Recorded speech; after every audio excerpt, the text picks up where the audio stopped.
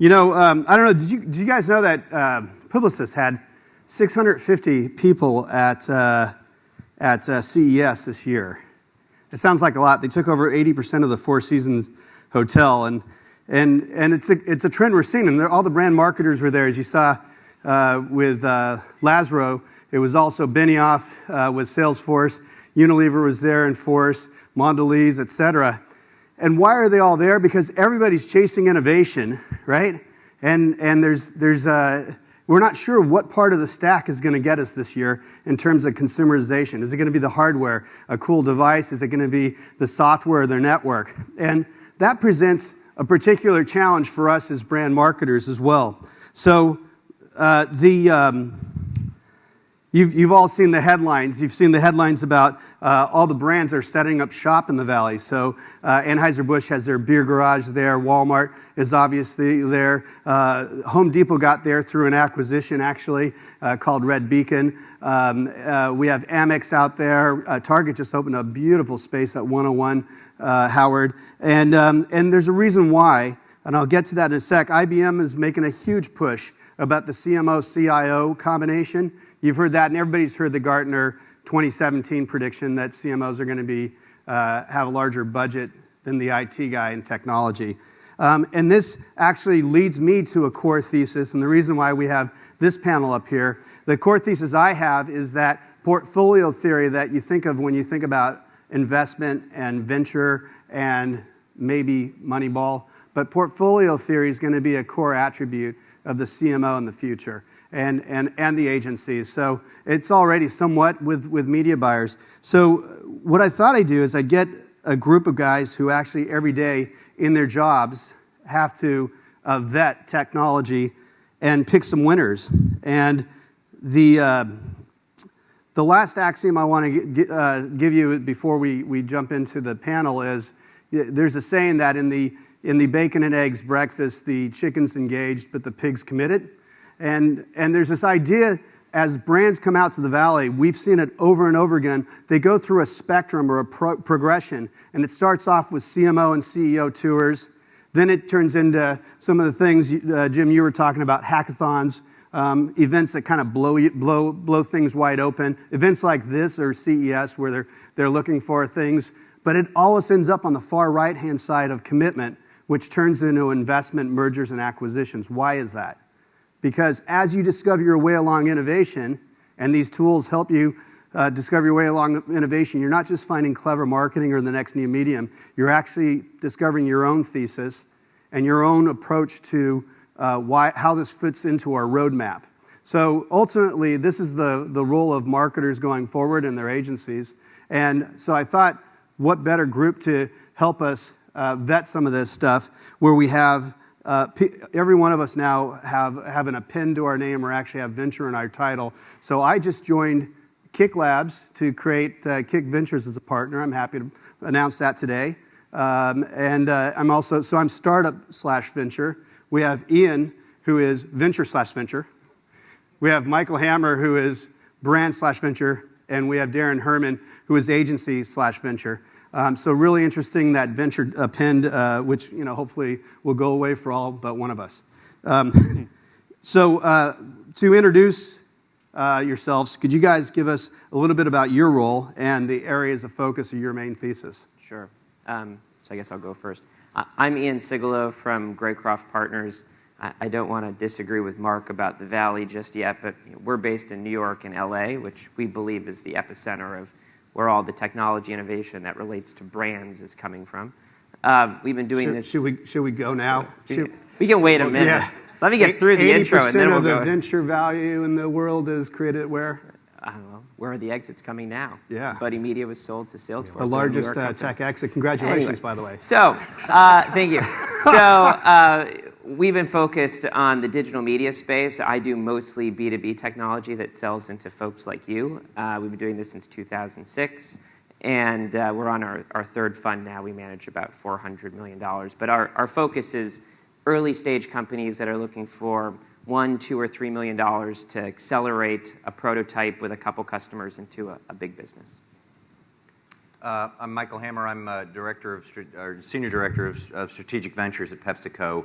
And my role is a little bit unique. I actually sit inside of the R&D team, meaning that I look for emerging technologies anywhere from ingredients to packaging to processes. I then also look for emerging brands. You know, what are the brands in the new natural organic spaces, those kinds of things that could help us either enter or create an advantage. And then last is new consumer engagement technologies. How are consumers changing their behavior, both not only inside the home, but at the point of shopping and those kinds of things, to be able to obviously give us an advantage. So I kind of work through that process, and I work with R&D teams, brand teams, media teams, those kinds of things, to get the brief from them to go out and search for what new technologies will give them some sense of a new way of looking at the world. Good morning, I'm Darren Herman. I'm the Chief Digital Media Officer at KBS in the Media Kitchen. I spend half my time also as the Managing Director of KBS Ventures, which is our early stage venture arm that invests in marketing and advertising technologies. We're the first to say that we don't know what the future of the agency is. And chances are we're not going to build that future, but it's going to be built around us. It's going to be built outside of our walls. And so we set up our venture arm to invest into that ecosystem, to try and get us a lot closer to the early stage innovation and help us understand that innovation so we can, one, translate that back to our clients, and two, translate that back to our staff. We focus on two core areas, the first of which is disruption. And by disruption, I mean disruption to us. So what is changing outside of our ecosystem faster than we're changing, and where can we invest in that to sort of hedge ourselves? And the second area is data. So using data to make meaning. So do we leverage that for insights? Do we leverage that for optimization? Do we leverage that for analytics? And we've made about 12 investments over the last 18 months. And our thesis is probably one of, with Graycroft, probably one of the most narrow-driven in the marketing and advertising technology ecosystem.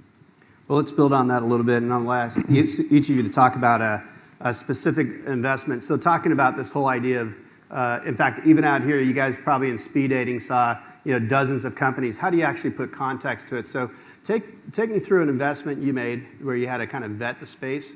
You had to actually get to a couple of finalists and a little bit of your selection process. You might tell me about one of your, and I'll start with you, Darren. Yeah. Sure. So I think we'll start with our first investment we made. Is a company called Yieldbot. And so our investments come to us by two ways. The main way it comes to us, though, is by themes. What are we looking for? And it helps that we also have agency jobs, too. So the folks that are working in ventures also are day-to-day working with clients or walking the halls and working with staff. And they know what's on media plans. They know what's being put in creative. They know what the conversations are with different partners. So in just looking at what is performed year over year in the digital media space, search has continually outperformed other categories. Search isn't a whiz-bang, but the key to what search is, which is intent. So where can we leverage intent? So sort of our first thesis going into the marketplace with KBS Ventures back in the end of 2010 was, where can we harness intent? Because if I can show intent on a media plan, I know that my clients are going to like it in the sense of performance, and I know that our screwed-up attribution system rewards intent much better than it does everything else. And not just our screwed-up attribution system, but the last-click model of the web, which we've sort of moved away from. And so the thesis was there. We need to find intent. And there is we looked at a whole bunch of companies ranging from the search keyword retargeters all the way through folks that were using third-party data around sort of in-market e-commerce shopping. And we happened upon a CEO by the name of Jonathan Mendez, who was leaving Offmatica to start his new firm, Yieldbot. And we started talking to them, and it was a hard pitch to us because they were far from being in market. It was so early that they didn't really have half a product yet, and they had no customers. But the thesis was there that they're going to harness intent by looking at search and social query data and basically create a meta exchange for that. And then in 2 years, open it up for advertisers. But that's 2 years. And so we bit that bullet and helped them co-author what Yieldbot is, along with other venture capitalists that came into the deal with us. And they're in market now servicing advertisers, both big and small, with quite the largest sort of intent database there is. So we're super excited about that. But It did give us a little gray hair because we knew we had 2 years before we were seeing a dime of revenue through that company. And the technology that they were building was pretty substantial because there's a lot of search and social queries. So can they build a scalable architecture that can handle the search and social queries in real time? So that was our first investment. We're excited about it. Fit the thesis. It hit it on all the marks. You looked at a whole bunch of companies, and you still feel like you chose the right one. Yes. Excellent.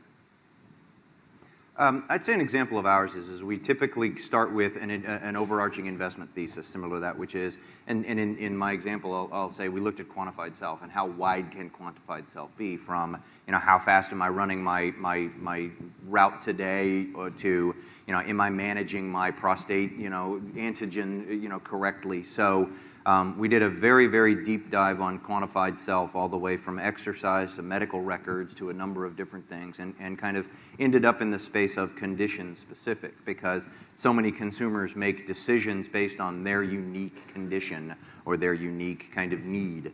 And we made an investment in a company called Alliance Health Networks, which was built very much from a vertical standpoint on looking at individual conditions. And the way that we will vet a lot of technologies is people first. Do you like the people? These are going to be people that you're not just going to be sitting in a meeting with, but you're going to do business with for 10, 15, 20 years, hopefully. So you got to like the people. The second is there an IP or some unique platform that really makes a difference, or at least gives you an advantage?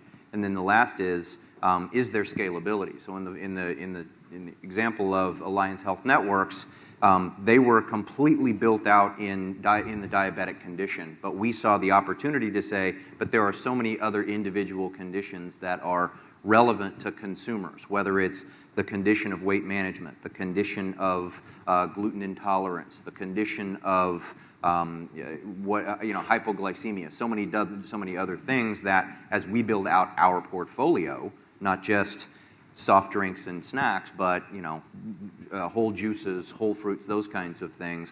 Are we going to be able to service these emerging conditions as consumers get away from just total enjoyment to health management? And Alliance helped you do that, or? Alliance very much helps us do that, because not only can we build vertically within, say, a diabetic connect, and talk to consumers with respect to that specific condition, but then we can identify another condition and they can build verticals very, very wide. Find a condition, we can build a vertical, and then we can create not just a social network around consumers talking amongst themselves about that condition, but then we can even create ground events to where I can get together with other gluten intolerant folks and talk about our solutions together, and then we can even direct that to local retailers and execution for shopping. So I totally get how it fits with your product, with the media and what agencies make, and I get how this is road mapping for PepsiCo as well. Mm-hmm. Mm-hmm. So for venture. Yeah. So it starts with being in the market and seeing trends. And trends, I think, inform the thesis, but we meet with 5,000, 6,000 companies a year across 2 offices. And you'll see companies come through and they come in a wave, and we have to try to predict whether or not that wave is a wave we want to participate in, and then try to find the best company that comes through. And it's a similar matrix in terms of people first, and then market second, and then product third in terms of our evaluation of opportunities that come through our office. And a specific one, so content marketing is top of mind for us. We've been looking at the space for the last, 2 years. And the observation through Buddy Media and through other companies we've made our investments in was that a lot of you in the audience now have a direct-to-consumer channel. You need something to push through that channel. You can't really push a 30-second spot, so you need to either do short-form tweets, or you need to repurpose existing news content, or photographs, because photographs rise up in the social stream. How do you get access to that? What's the business model, and how's it going to scale? And we approached the market with that question and started meeting with companies. And on one hand, far to the left side, you have agency 2.0 models, which use stringers out in the field, and they're out there blogging about the next great cereal. And we looked at a bunch of those companies and just decided, that doesn't really scale the way we want. It's just hard to put money in. Who's going to buy it? Even if it is profitable, how profitable can it get, and what are the barriers to entry there? And on the other end, you have 100% tools companies. There's a company called Percolate, which some of you probably use, which just repurposes existing content. You get fair use rights to a certain portion of that content that you can then push out.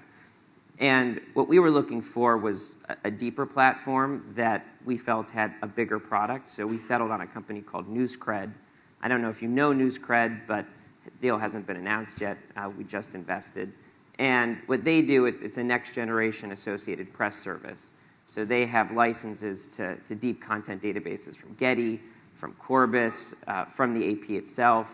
And they produce an API that allows brands to get access to that content on a subscription basis. So if you want to write, let's say you're GE and you do a B2B newsletter around medical devices, you can curate a newsletter from all of these 1,600 English language news sources and publish that every day without actually having a journalist write content, just an editor. And we looked at the network effects in that business and said, look, this is really a winner-take-all business because when you're big, you can pay more to all of the content partners. And when you're bigger and you can pay more to the content partners, you get more content partners, and then you get more brands because they want the biggest set of content partners. So we tried to find the #1 company in that space and settled on them. So selection criteria then, really quickly, Darren. Yeah, so overall theme, team, and then the product. That's our...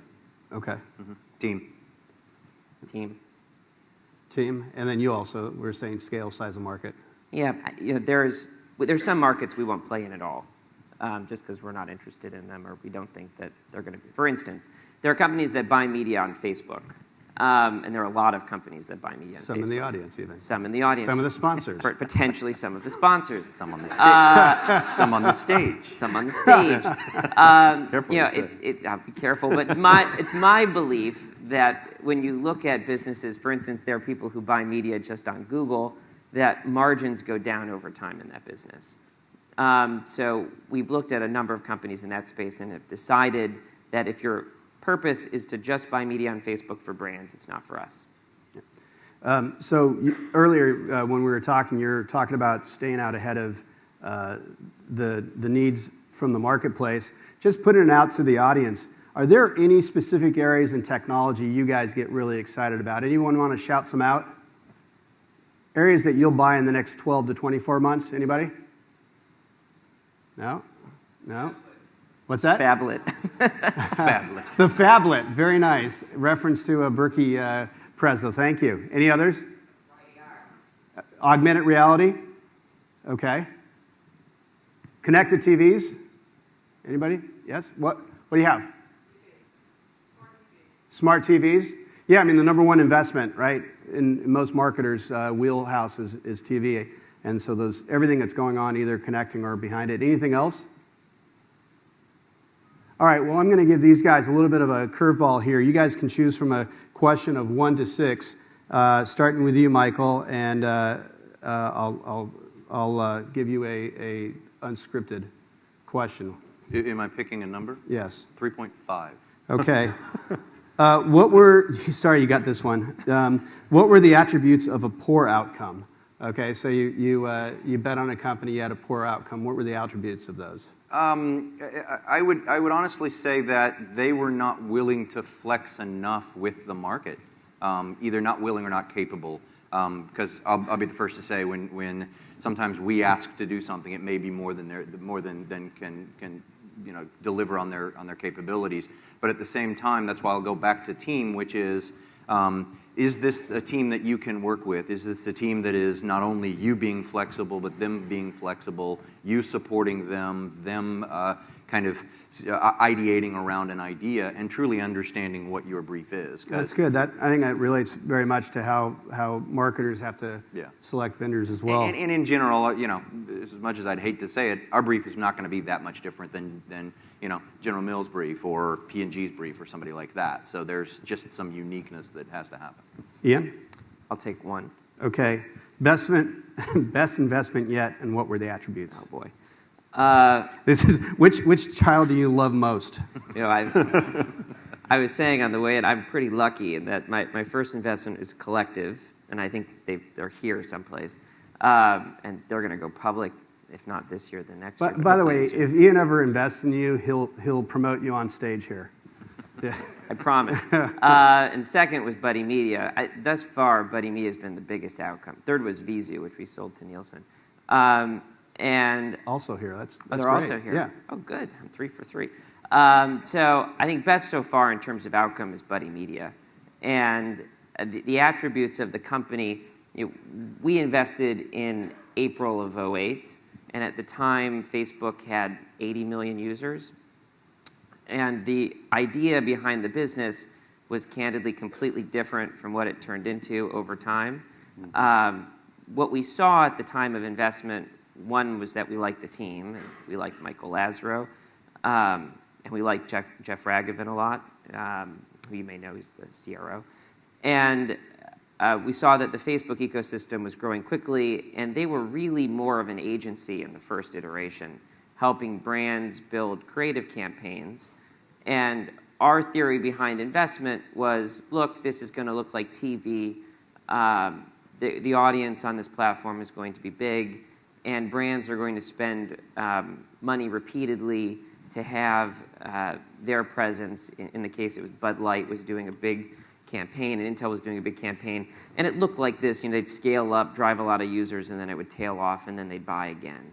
And the ability to have a tool set that enabled those brands to build those campaigns quickly and to service big accounts and to be based in New York, where a lot of these relationships were managed, those were kind of the key differentiators, plus the team. Great. And by the way, congratulations. That was a good outcome. Darren. 1. No, you can't do 1. No, I wanted to say 1. Sorry. 6. That was a good try. I like that. Take 3. What are your favorite events for spotting trends or emerging platforms? What a layup. Yeah, sorry. All right. So I tend not to go to big events, other than running into Berkey at CES. But I tend not to. And a lot of time at big events, not a lot of things are said. Or they are said and they're stuff that you could read about anyway. Or they're going to be covered within 1 second of them being said, so you don't technically need to be there. But challengers, the events that we go to typically are challenging events, such as in New York, there's the Big Data Meetup, which was started by Bloomberg, which it was only started within the last 12 months. And the amount of letters per word mentioned there are insanely large. I mean, they're using huge terms that I've half never heard of. It's a bunch of geeks in a room talking about data sets and things like that. And so love those types of events because they get people that are in the ground floor. They're doing the work within the engineering teams, within the agency teams, and you can easily spot some big ideas in the conversations that are happening there. Yeah, they get you out of your cave as well, right? Exactly. Yeah. Any events that you guys like to go to? I go to CES too. Yeah. Mm-hmm. I like South by just because you get so much there. You get film, you get music, you get everything. So it's all kind of a bit of a mashup, so you can see it all. I think iMedia is great, by the way. It's a great conference. It is. It is. No, so another thesis. I believe that all change is event-driven, and so going to events help those cultural shifts that you want to happen in marketing as well, in marketing organizations. So it's a great way to do it. All right, let's keep going. I'm giving you number 5. Okay. What can brands do to tap into the ecosystem and innovation better? I think the brands have to put themselves in a stage of discomfort because every single brand is run by a brand manager or a VP or the CEO who's acting as the brand manager and telling the brand manager what to do. So you have to put yourself in a position that says, first, am I doing something I've never done before? And that means I'm taking a risk. Not only am I taking a risk from a career standpoint because it may fail, and then come early March when they're doing my performance review, they're going to say you tried that and it failed, so you can now be the janitor. So it's you have to be able to take a risk. That's what brands have to do. Sometimes you're going to risk your brand experience, your brand promise, or sometimes you're going to completely fail, but at least you tried. We heard about how you're sourcing deals a little bit, about how you're finding deals. How do you guys source deals? And I'll start with you, Ian. How do you actually source them? There's an entrepreneur out there, they want to meet you other than landing the card on you that you'll never remember. Probably 2/3 of what we do comes through existing CEOs in our portfolio, or trusted advisors of those CEOs. So the metaphor for marketers might be those agencies are actually Yeah. really important for some of this as well. Oh yeah, there's a mess of stuff, right? And you guys see it too. It doesn't take very much to start a company, and there's only so many meetings we can take in a day. And if you do the math, I mean, realistically, I can meet with 1,000 companies a year personally. It's all about screening opportunities and figuring out which companies have the best chance of getting through our partnership process. And for that, it's really referral based. Well, and you're almost approaching this other part of the dynamic here is that the pace of innovation, because you know, Yeah. for $500,000 now, you can actually get out of the garage and get to profitability potentially. There's this pace of innovation. I think Techstars said they had 1,700 applicants thanks to Angel Co's contribution. It's harder to get into Techstars than it is to Harvard. So you know, this pace of innovation is part of it. So getting good vetting is one part of it. Michael, how do you guys source deals and find spots? We actually do a lot of work directly with the incubators themselves to be able to kind of cull through what's there, whether it's their respective classes that come through twice a year and say, okay, there's a unique technology, or oftentimes it's through the academics. Just asking the audience, how many of you have been to a Techstars or Y Combinator demo day or any of the incubator demo days? Okay, highly recommended as one of the ways to, and you can certainly stream them, but if you get an opportunity, it's a great way to get out of the cave and really see stuff in a very intensified way as well. Mm-hmm. Darren, other ways you source? I mean, for us, it's fun. We architected a business where we don't lead investments. And so we're upfront with everyone and say, hey, we're a syndicate investor. So when Michael or Ian are leading a deal and they're excited about that specific marketing and advertising technology company that fits either in workflow or fits in data and optimization and analytics, we get a phone call. Yeah. And so I would say that's about 80%. So we're talking to other venture capital firms or other firms that are out there doing a lot of the due diligence. The other 20% are companies that we're meeting with as well, and finding entrepreneurs through friends of agencies or some of the other agencies within our holding company. And so I've got someone who's full-time just meeting and greeting at the accelerators, at the incubators, and just meeting as much as we possibly can. And what I would add on to that is that there's an element of trust. You know, he's dealing with CEOs that they have dealt with in the past. There are other venture capital firms that they have dealt with in the past. So you know that there's that element of trust of they're bringing you something that you might believe in or you might need. Yeah, and you also trust his algorithm. His particular personal algorithm. Well, it's funny, while we're plugging things, I'll plug Rise.co. It's a new startup I'm working on. And it's literally using that algorithm in each of your heads that as you meet with early stage companies and you vet them, you rate and review them, you give a signal, you and your organizations can actually start seeing those signals. So it's really putting a program and an app to solve this exact problem within organizations. If you want to talk about it later, happy to do so. I've got a couple minutes. Any questions from the crowd for, yeah, please. Hold on. I've got a mic for you.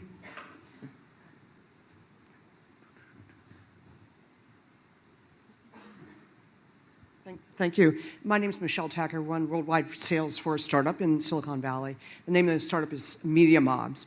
And half my career has been working in big brands like HP and Oracle. And the last half of my career has been building out sales organizations for startups. And I have spent a lot of time on Sand Hill Road. And specifically, last week I met with a gentleman from Walden Ventures and who had invested in Pandora.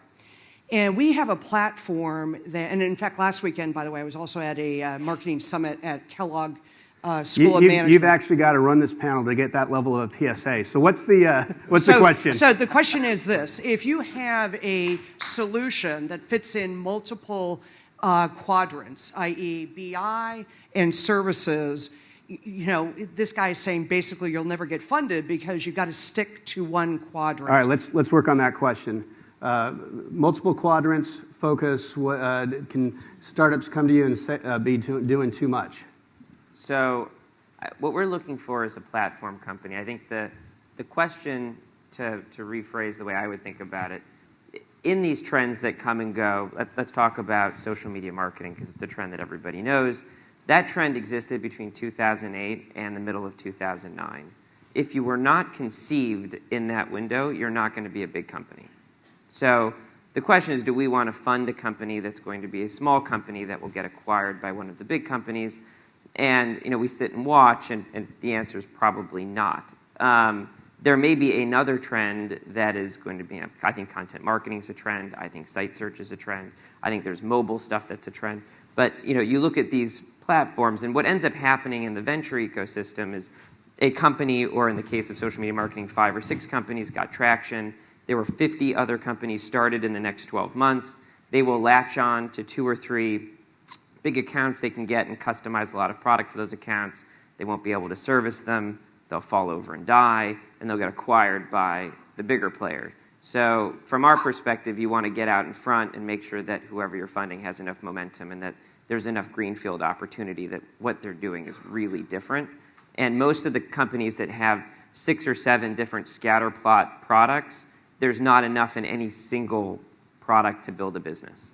So let's hope that we can get each of your portfolios and your brands having the kind of venture returns we've seen over the past many years. I want to thank the panel here for joining us. Hope you enjoyed it as well.